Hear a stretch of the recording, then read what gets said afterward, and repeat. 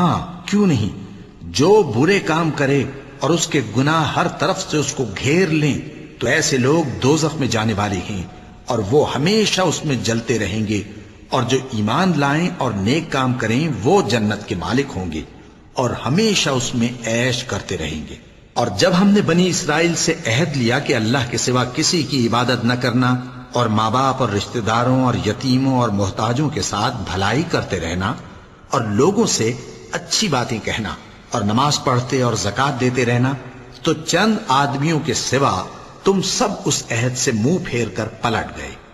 اور جب ہم نے تم سے عہد لیا کہ آپس میں کچھ تو خون نہ کرنا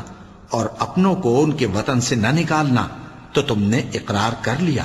اور تم اس بات کو مانتے بھی ہو۔ پھر تم وہی ہو کہ اپنوں کو قتل بھی کر دیتے ہو اور اپنے میں سے بعض لوگوں پر گناہ اور ظلم سے چڑھائی کر کے انہیں وطن سے نکال بھی دیتے ہو، اور اگر وہ تمہارے پاس قید ہو کر آئیں تو بدلہ دے کر ان کو چھڑا بھی لیتے ہو، حالانکہ ان کا نکال دینا ہی تم پر حرام تھا۔ یہ کیا بات ہے کہ تم کتاب اللہ کے بعض احکام کو تو مانتے ہو اور بعض سے انکار کیے دیتے ہو؟ تو جو تم میں سے ایسی حرکت کریں ان کی سزا اس کے سوا اور کیا ہو سکتی ہے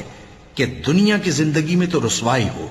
اور قیامت کے دن سخت سے سخت عذاب میں ڈال دیے جائیں۔ اور جو کام تم کرتے ہو اللہ ان سے غافل نہیں۔